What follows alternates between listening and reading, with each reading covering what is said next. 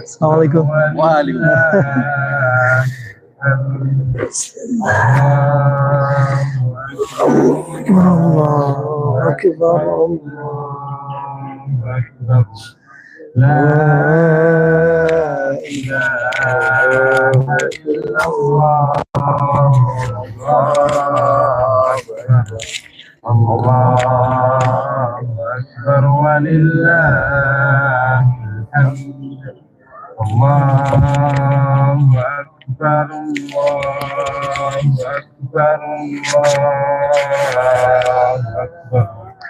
La ilaha illallah, Allahu Akbar. Allahu Akbar walillahil hamd. Allahu Akbar, Allahu Akbar, Allahu Akbar. La ilaha illallah, Allahu Akbar. Allahu Akbar walillahil hamd. Allahu Akbar, Allahu Akbar, Allahu Akbar. La ilaha illallah, Allahu Akbar. Allahu Akbar walillahil hamd. Allahu Akbar, Allahu Akbar, Allahu Akbar. La ilaha illallah, Allahu Akbar. Allahu Akbar walillahil hamd. Allahu Akbar, Allahu Akbar, Allahu Akbar. La ilaha illallah, Allahu Akbar. Allahu Akbar walillahil hamd. Allahu Akbar, Allahu Akbar, Allahu Akbar. La ilaha illallah, Allahu Akbar. Allahu Akbar walillahil hamd. Allahu Akbar, Allahu Akbar, Allahu Akbar walillahil hamd. Allahu Akbar, Allahu Akbar, Allahu Akbar. La ilaha illallah, Allahu Akbar. Allahu Akbar walillahil hamd. Allahu Akbar, Allahu Akbar, Allahu Akbar. La ilaha illallah, Allahu Akbar. Allahu Akbar walillahil hamd. Allahu Akbar, Allahu Akbar, Allahu Akbar. La ilaha illallah, Allahu Akbar. Allahu Akbar walillahil hamd. Allahu أكبر الله أكبر الله أكبر لا إله إلا الله والله أكبر الله أكبر ولله الحمد الله أكبر الله أكبر الله أكبر لا إله إلا الله والله أكبر الله أكبر ولله الحمد الله أكبر الله أكبر الله أكبر لا إله إلا الله والله أكبر الله أكبر ولله الحمد الله أكبر الله أكبر الله أكبر لا إله إلا الله والله أكبر الله أكبر ولله الحمد الله أكبر الله أكبر الله أكبر لا إله إلا الله والله أكبر الله أكبر ولله الحمد الله أكبر الله أكبر الله أكبر لا إله إلا الله والله أكبر الله أكبر ولله الحمد الله أكبر الله أكبر الله أكبر لا إله إلا الله الله أكبر الله أكبر ولله الحمد الله أكبر الله أكبر الله أكبر لا إله إلا الله الله أكبر الله أكبر ولله الحمد الله أكبر الله أكبر الله أكبر لا إله إلا الله الله أكبر الله أكبر ولله الحمد الله أكبر الله أكبر الله أكبر لا إله إلا الله الله أكبر الله أكبر ولله الحمد الله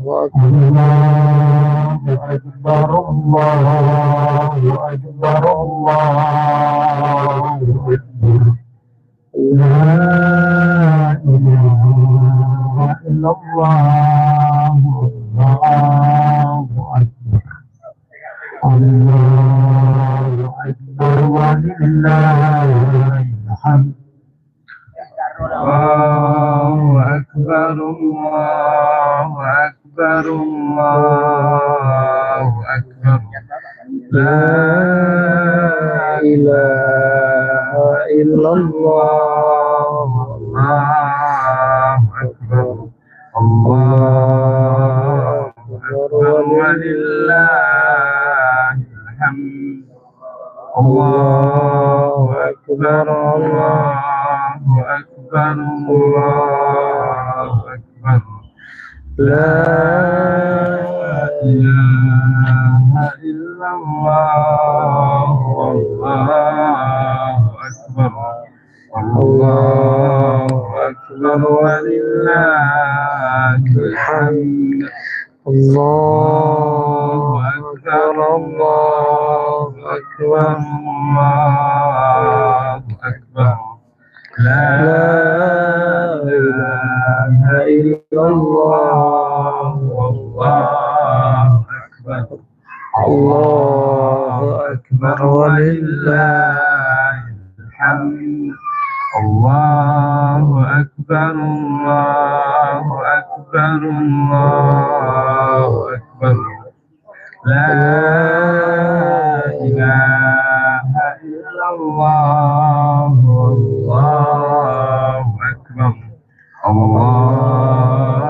أكبر ولله الحمد الله أكبر الله أكبر الله أكبر لا إله إلا الله والله أكبر الله أكبر ولله الحمد الله أكبر الله أكبر الله أكبر لا إله إلا الله والله أكبر الله أكبر ولله الحمد الله أكبر الله أكبر الله أكبر لا إله إلا الله والله أكبر الله أكبر ولله الحمد الله أكبر الله أكبر الله أكبر لا إله إلا الله والله أكبر الله أكبر ولله الحمد الله أكبر الله أكبر الله أكبر لا إله إلا الله والله أكبر الله أكبر ولله الحمد. Assalamualaikum warahmatullahi wabarakatuh. Alhamdulillah, pagi ini kita bisa melaksanakan salah satu perintah dari Allah dan Rasulnya, yaitu berid. Alhamdulillah, Ustadz kita, Ustadz Abdurrahman Dani, hafizallahu ta'ala, telah Allah takdirkan datang di tempat ini, dan imamnya Cucunda Ibrahim Rafa Abdullah Hadidullah. Insyaallah lagi akan kita mulai seperti biasanya, jamaah, hanya untuk memurojaah bahwasanya rakaat pertama ada 8 takbir dengan takbiratul ihram, berikutnya 5 takbir atau 6 takbir dengan takbiratul seperti ini. Tapi katanya jamaah, mari kita laksanakan dengan khususnya, berusaha semaksimal mungkin memohon kepada Allah agar setelah kita puasa Ramadan ini bisa istiqomah apa yang sudah kita lakukan selama bulan Ramadan. Alhamdulillah minna wa seluruh amal ibadah kita diterima oleh Allah Subhanahu wa ta'ala.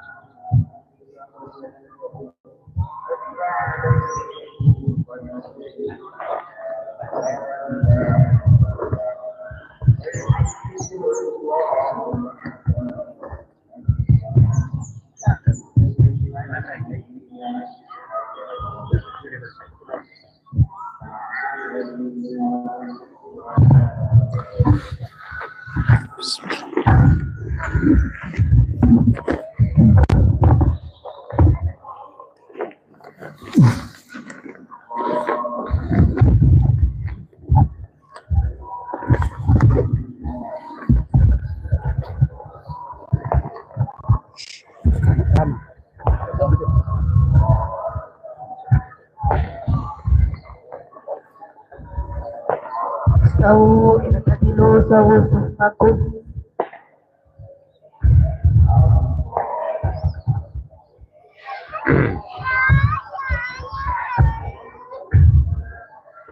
الله أكبر.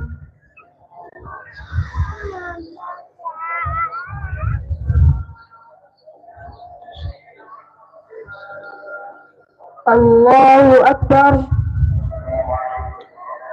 الله أكبر. الله أكبر. الله أكبر. الله أكبر. الله أكبر. الله أكبر.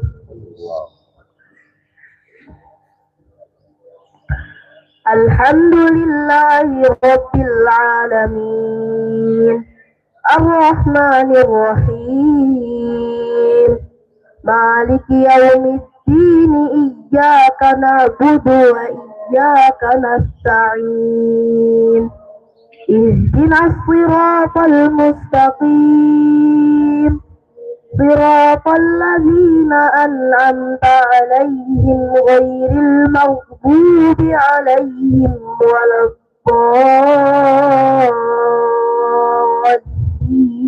الضالين آمين.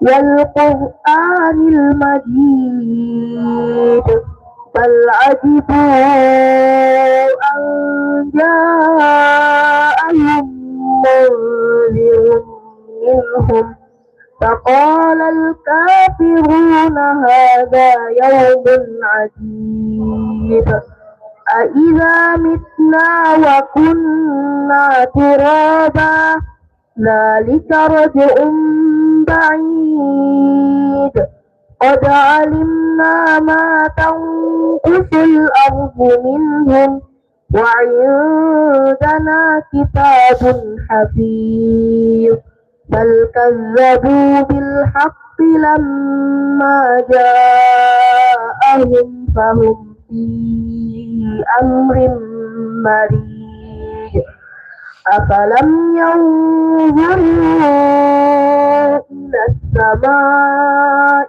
فوقهم كيف بنيناها وزيناها وما لها من فروج والأرض مددناها وألقينا فيها رواسي وأنبتنا فيها من كل زوج بهيج تبصرة وذكرى لكل عبد منيب ونزلنا من السماء ماء مباركا فأنبتنا به جنات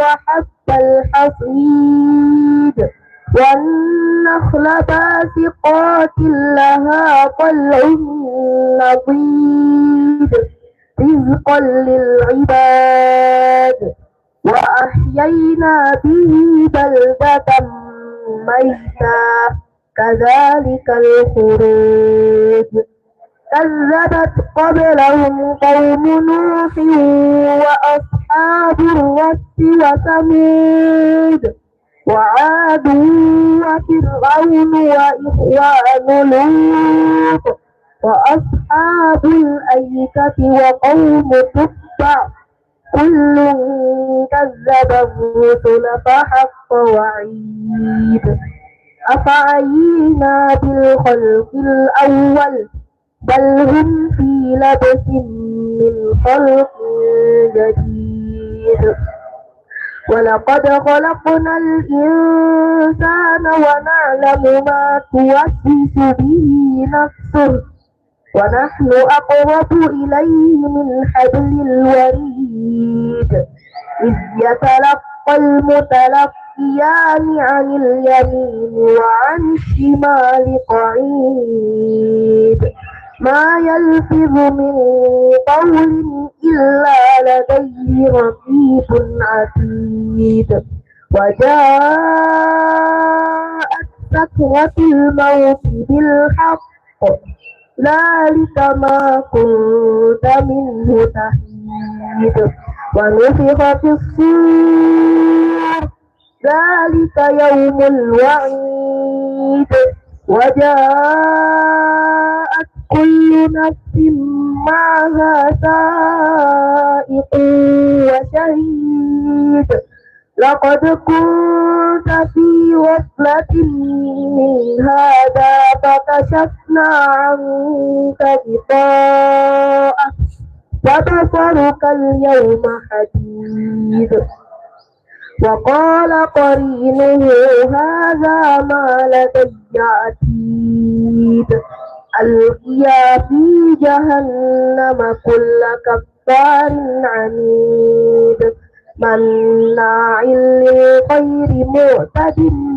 مريب الذي جعل مع الله إلها آخر فألقياه في العذاب الشديد قال قرينه ربنا ما أطغيته ولكن كان في ضلال بعيد قال لا تختصموا لدي وقد قدمت إليكم بالوعيد ما يبدل القول لدي وما أنا بظلام للعبيد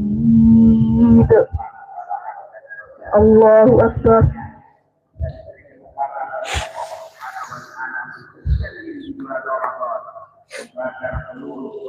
سمع الله لمن حمده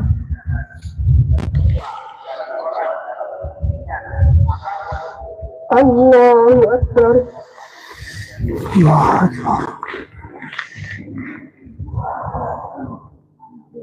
الله أكبر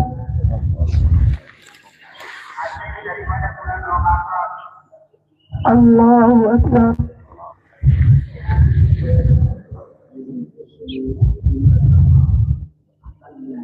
الله أكبر الله أكبر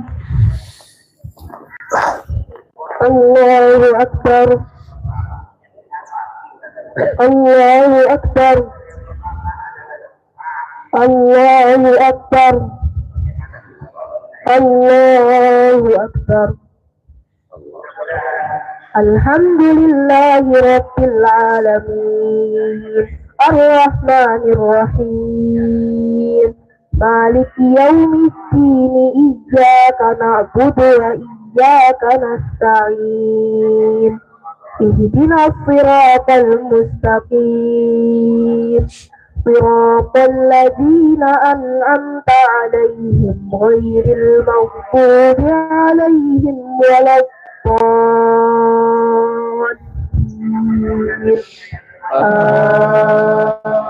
آمين ما يبدل القول لدي وما أنا بظلام للعبيد قال لا تختصموا لدي وقد قدمت إليكم بالوعيد ما يبدل القول لدي وما أنا بظلام للعبيد يوم نقول لجهنم هل امتلأت وتقول هل من مزيد وأزلفت الجنة للمتقين غير بعيد هذا ما توعدون لكل أواب حفيظ من خشي الرحمن بالغيب وجاء بقلب منيب ادخلوها بسلام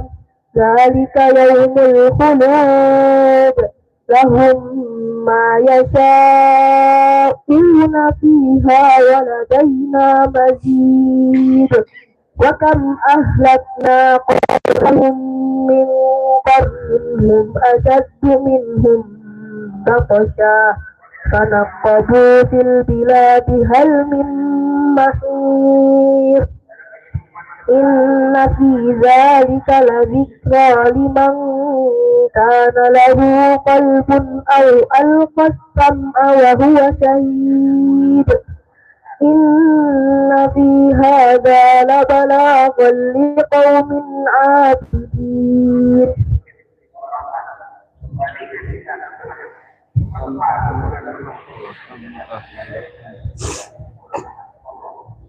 ادخلوها بسلام ذلك يوم الخلود لهم ما يشاءون فيها ولدينا مزيد وكم أهلكنا قبلهم من قرن هم أشد منهم بطشا فنقبوا في البلاد هل من محيص إن في ذلك لذكرى لمن كان له قلب أو ألقى السمع وهو شهيد ولقد خلقنا السماوات والأرض وما بينهما في 6 أيام وما مسنا من لغوب فاصبر على ما يقولون وسبح بحمد ربك قبل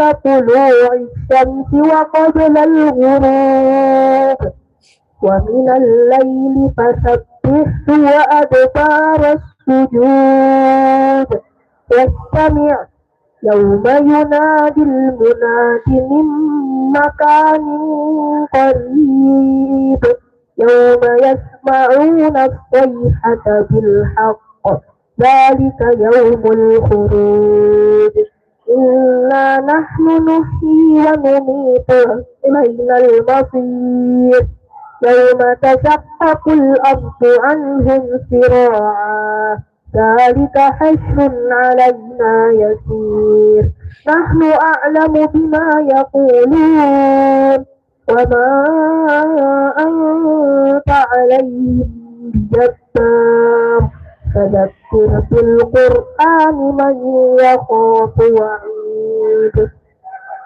الله أكبر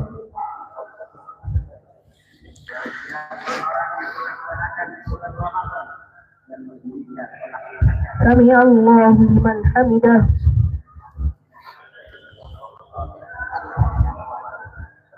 الله أكبر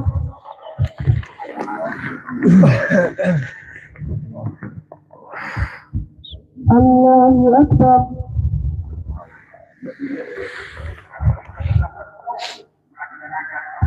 الله أكبر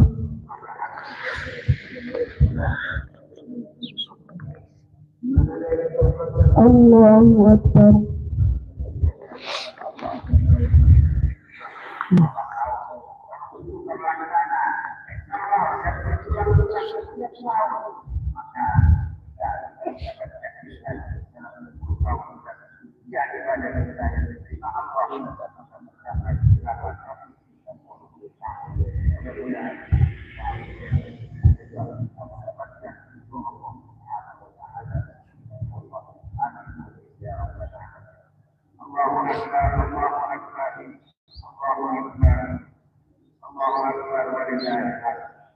السلام عليكم ورحمة الله السلام عليكم ورحمة الله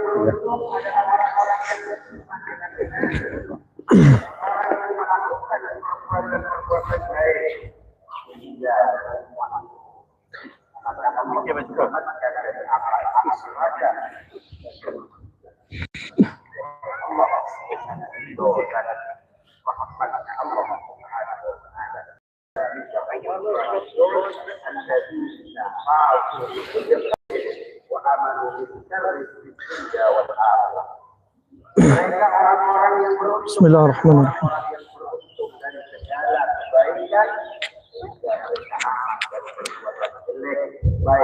Bismillahirrahmanirrahim. Assalamualaikum warahmatullahi wabarakatuh. Innal hamdalillah nahmaduhu wa nasta'inuhu wa nastaghfiruhu wa na'udzu billahi min shururi anfusina wa min sayyiati a'malina. من يهده الله فلا مضل له ومن يضلل فلا هادي له أشهد أن لا إله إلا الله وحده لا شريك له وأشهد أن محمدا عبده ورسوله قال تعالى يا أيها الذين آمنوا اتقوا الله حق تقاته ولا تموتن إلا وأنتم مسلمون وقال تعالى يا أيها الناس اتقوا ربكم الذي خلقكم من نفس واحدة وخلق منها زوجها بث منهما رجالا كثيرا ونساء واتقوا الله الذي تساءلون به والأرحام إن الله كان عليكم رقيبا وقال تعالى يا أيها الذين آمنوا اتقوا الله وقولوا قولا سديدا يصلح لكم أعمالكم ويغفر لكم ذنوبكم ومن يطع الله ورسوله فقد فاز فوزا عظيما فإن أصدق الحديث كتاب الله وخير الهدي هدي محمد صلى الله عليه وسلم وشر الأمور محدثاتها وكل محدثة بدعة وكل بدعة ضلالة وكل ضلالة في النار. Sidang khutbah Idul Fitri 1447 Hijriah. Allahu Akbar, Allahu Akbar, Allahu Akbar. La ilaha illallah, Allahu Akbar, Allahu Akbar, walillahil hamd. Alhamdulillah, takbir berkumandang dari malam 1 Syawal. Ketahuilah, sudah kita lalui Ramadan, sebaik-baik hari dalam 1 tahun, sebaik-baik bulan dalam 1 tahun. Juga ada padanya Ramadan, malam Lailatul Qadar yang lebih baik daripada 1000 bulan. Allah Subhanahu wa taala berfirman wa tazawwadu fa inna khairaz zadit taqwa, dan hendaknya Anda berbekal dan sebaik-baik perbekalan Anda adalah ketakwaan Anda. Anda sudah mendatangi ketakwaan begitu banyak di bulan Ramadan. Dari malam 1 Syawal Anda sudah mengkondisikan niat Anda. Dari berikutnya dengan ibadah Anda berupa sahurnya Anda, yang Nabi SAW telah bersabda, tasaharu fa inna fis sahuri barakah. Sahurlah Anda karena pada sahurnya itu ada padanya keberkahan. Nabi juga bersabda, innallaha wa malaikatahu yusalluna 'alal mutasahirin. Sesungguhnya Allah dan para malaikatnya memuji orang-orang yang sahur. Nabi SAW juga bersabda, inna fasla ma bima baina siyamina wa siyami ahlil kitab akilatus sahur. Sesungguhnya pembeda puasa antaranya puasa kita dan puasanya ahlul kitab adalah makan sahur. Nabi SAW juga bersabda, nikmat sahurul mu'min at-tamr. Senikmat-nikmat menu sahurnya seorang yang beriman adalah cukup dengan kurma. Begitu pula Nabi SAW juga bersabda di antaranya dalam riwayat Imam Ahmad, walau jur'atan minal ma', kalau tidak ada menu sahur apapun walau dengan beberapa teguk air, menunjukkan sunnah muakkadanya sahur. Sedangkan ahlul kitab mereka tidak ada sahur. Berikutnya Anda melakukan zikir pagi dan pagi-paginya. Kemudian ada nanti zikir pagi sorenya. Anda mendatangi pula dari amalan-amalan setelahnya untuk banyak membaca Al-Quran bagi laki-laki yang mencari nafkah. Belum lagi siangnya Anda menjalankan sunnah agar kuat menegakkan salat malamnya, yaitu qailulah, istirahat di siang hari. Anda lanjut lagi membaca Al-Quran, melakukan aktivitas Anda dari aktivitas dunia, yang kaum wanitanya menyiapkan menu sahur dan menu buka puasanya. Begitu pula setelah asarnya Anda melakukan zikir sorenya. Begitu pula ketika adzan berkumandang Anda berbuka puasa. Farhatan lisaim, dua kebanggaan, dua kesenangan yang didapati bagi orang yang berpuasa. Yang pertama, farhatun lil fitr inda fitri wa farhatun inda liqa'i rabbih. yaitu kesenangan ketika dia sedang berbuka dan senangnya dia, bahagianya dia ketika berjumpa dengan Allah Subhanahu wa taala.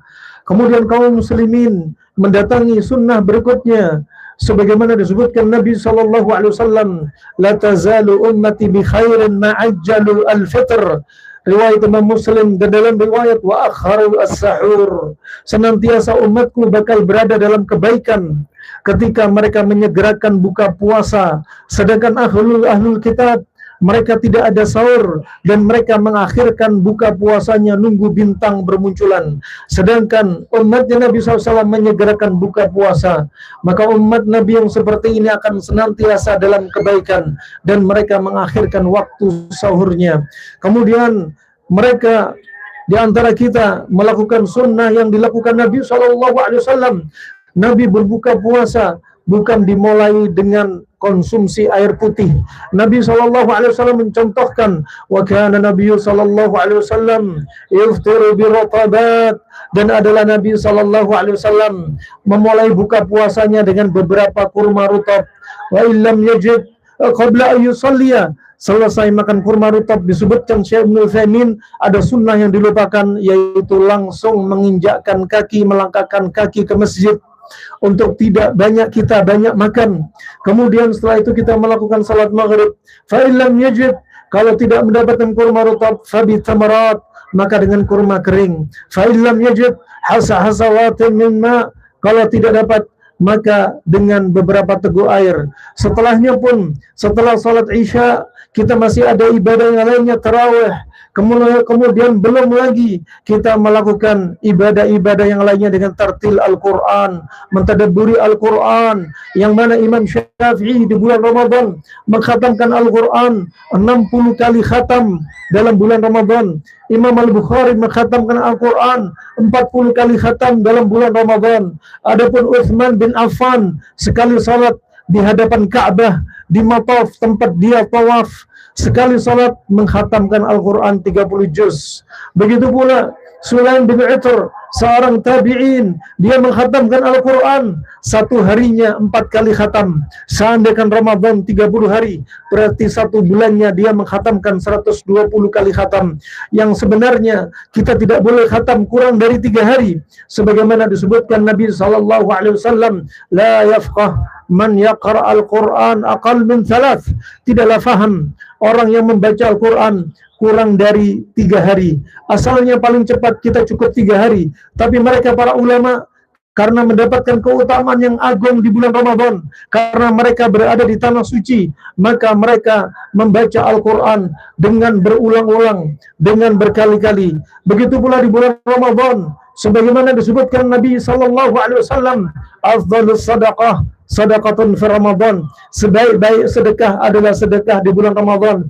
Begitu pula di bulan Ramadan ada ibadah tambahan, yaitu salat tarawihnya. Begitu pula di bulan Ramadan, Anda perhatikan, Anda lebih rajin duduk di masjid, Anda melangkahkan kaki Anda ke masjid ketika adzan berkumandang, terkhusus kaum laki-laki. Anda menghadiri kajian-kajian, Anda melakukan zikir pagi dan sorenya.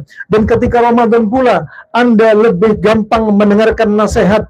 Ketika ada orang yang menasihati, ketika Anda punya salah, Anda dengan lapang dadanya mengatakan kepada orang yang menasihati, jazakallah khair atas nasihatmu. Ketahuilah, di luar Ramadan, kenapa banyak di antara kita lemah untuk membaca Al-Quran, banyak di antara kita lemah untuk qiyamul lail, banyak di antara kita lemah untuk zikir pagi dan sorenya, banyak di antara kita ketika Ramadan sudah selesai, kita merasakan berat untuk infak dan sedekah. Ketahuilah, sejak 1 Syawal tadi malam, setan yang dibelenggu sudah dibebaskan. Maka pada saat tadi malam pula, sekarang pun setan mulai menggencarkan serangan-serangannya.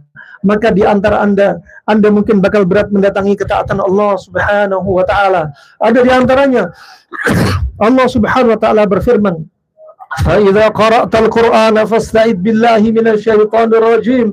Jikalau Anda membaca Al-Qur'an, hendaknya Anda beristi'adzah dari gangguan setan yang terkutuk. Kenapa? Karena Anda tidak diridai oleh setan ketika Anda rajin baca Al-Quran, sedangkan mereka sudah bebas dari belenggu mereka. Di luar Ramadan, mulailah pula hati mulai kotor, berat tangan untuk infak dan sedekah di luar Ramadan, yang tadinya dia niat ikhlas dari malamnya puasa hanya untuk karena Allah Subhanahu wa taala di bulan Ramadan. Selepas Ramadan dia puasa, niatnya puasa dan untuk sehat dari penyakitnya. Dia telah mensekutukan niat dia untuk Allah dan untuk dunia. Begitu pula rahimakumullah jami'an, disebutkan seorang ulama salaf, bi'sal qaum la ya'rifuna Allah illa fi Ramadan. Sejelek-jelek kaum, sejelek-jelek orang adalah orang yang tidak kenal Allah kecuali di bulan Ramadan. Setelah Ramadan selesai, amalan-amalan ibadah mereka sudah mulai hancur. Amalan-amalan ibadah mereka ada yang sudah mulai luntur. Ada di antara mereka sudah bermalas-malasan.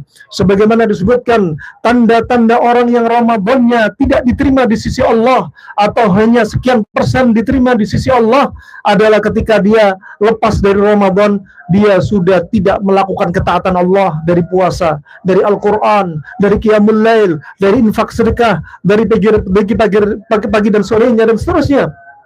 Dan sebaliknya, orang yang diterima amalan Ramadannya ketika mereka mendatangi setelah Ramadan, amalan demi amalan. Allah Subhanahu wa taala berfirman, "Wa qadimna ila ma 'amilu min amalin faj'alnahu haba'an mansura." Dan kami akan pertontonkan nanti kepada mereka yang berbuat amal kebaikan, akan kami pertontonkan, dan amalan mereka bakal hangus. Amalan mereka bakal hangus seperti apa? Seperti debu. Amalan mereka bakal berterbangan seperti debu. Rahimani wa rahimakumullah jami'an. Siapa yang rugi di Idul Fitr? Siapa yang rugi setelah Idul Fitr? Dikatakan Hasan al-Basri, al-Eid mimman la ya'sillah fihi yawmin fahuwa Eid.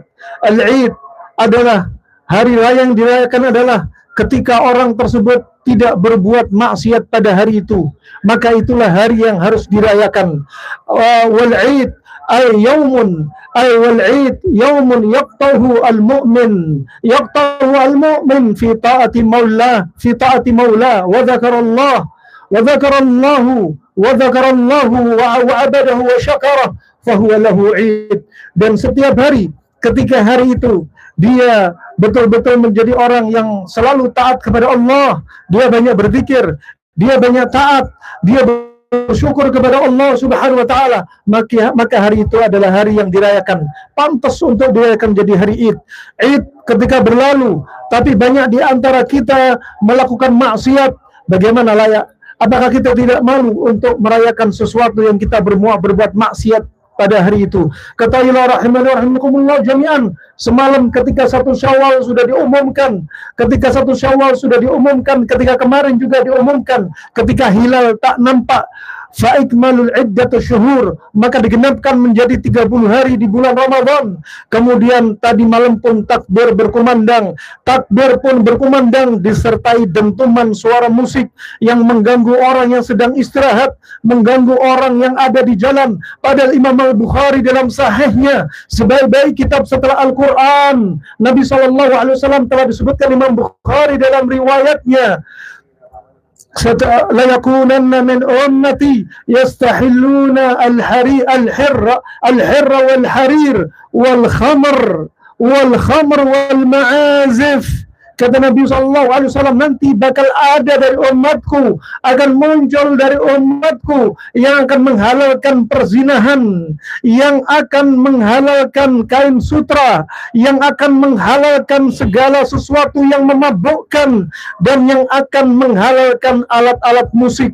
Ketahuilah, takbir berkumandang, tapi suara musik, dentuman tersebut mendominasi suara takbir, bahkan mereka berjoget ketika mereka bertakbir. Rahimani wa rahimakumullah jami'an, ketika awal Id dirayakan, diawali dengan maksiat. Ada di antara mereka yang merayakannya dengan kesyirikan, ada yang merayakan dengan mengalap berkah di pohon, ada yang mengalap berkah di depan berhala, ada yang mengalap berkah di tempat-tempat yang dianggap suci. Maka mereka yang telah melakukan kesyirikan ketika hari Id, maka mereka adalah orang-orang yang yang merugi. Innallaha la yaghfiru an yushraka bih wa yaghfiru lima duna dzalika liman yasha wa yaghfiru ma duna dzalika liman yasha.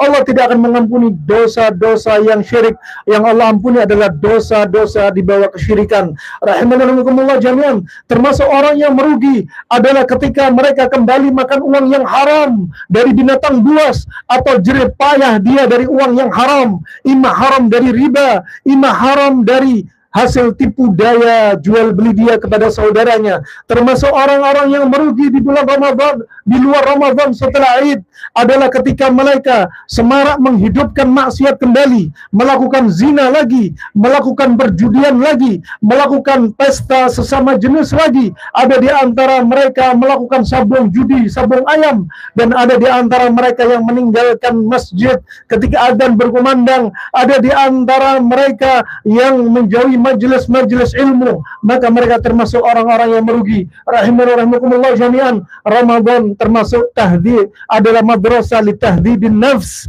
Ramadan adalah termasuk pelajar madrasah bagi kita untuk menjinakkan hati kita yang tadinya sombong, yang tadinya kita perut selalu kenyang. Ketika itu kita tahu laparnya orang miskin, kita ingat akan hak-hak orang miskin. Dan ketahuilah di bulan Ramadan, jangan sampai Anda merugi di bulan Ramadan yang tadinya Anda menjadi orang yang sabar ketika Anda dizalimi. Inni saim, sebagaimana diajarkan Nabi, aku sedang puasa. Begitu pula Anda tidak boleh zalim, yang laki-laki kepada istrinya, istri kepada suaminya. Hati-hati bagi mereka yang merugi, di antaranya keluar dari Ramadan kembali menjadi pasangan yang saling mengangkat suaranya, pasangan yang saling terbelalak matanya, pasangan yang lisannya saling menyakiti hati mereka. Begitu pula jangan jadi pasangan yang selalu menyiksa anak mereka sendiri, anak kandung mereka.